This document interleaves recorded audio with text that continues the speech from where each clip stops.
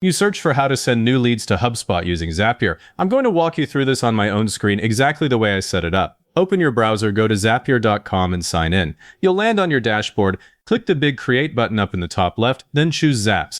That opens the Zap editor. On the left, you'll see the trigger step waiting for you. Click it. The app picker slides in. Search for whatever tool your leads come from: Facebook lead ads, Typeform, Google Sheets, whichever you actually use.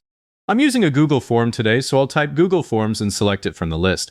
Now choose the trigger event. This is the exact moment Zapier grabs the lead. I'm picking new form response because every time someone fills out the form, that's my new lead. Click Continue.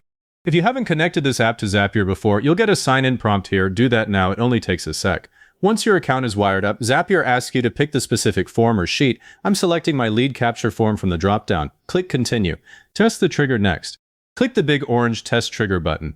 Zapier is going to pull in recent submissions from that form, so you might see a spinner for a moment. If it comes back empty and says there are no samples, just pop over to your form, submit a test lead with real-looking data, then come back and test again. I can't tell you how many people skip writing a realistic test entry and then have trouble mapping fields later.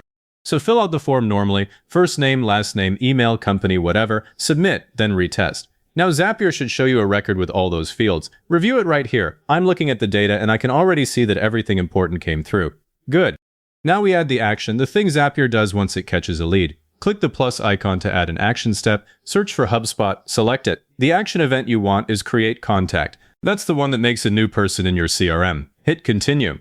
You'll be prompted to connect your HubSpot account. Sign in and authorize. Once done, select the account from the drop-down.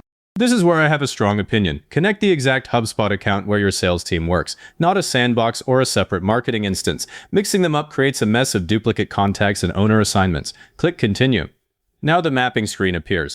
This is where most people either rush or overcomplicate things. Zapier shows you a list of HubSpot contact properties on the left, and you assign data from your trigger sample to each one. For email, click the drop-down by the email property and pick the email field from your lead source. Do the same for first name and last name. And here's the trap. If email doesn't map or maps to something blank, HubSpot will reject the contact or create duplicates every time because email is the unique identifier. So triple check this one mapping. Phone number, company, job title, map them if you have them. I skip mapping fields that don't exist in my form because sending empty values can overwrite existing data if you ever update contacts later.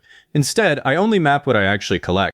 Down below, you'll see properties like lifecycle stage, lead status, contact owner. I set lifecycle stage to lead right here by typing lead in the custom value field and lead status to new. That keeps everything organized from the moment the contact is created.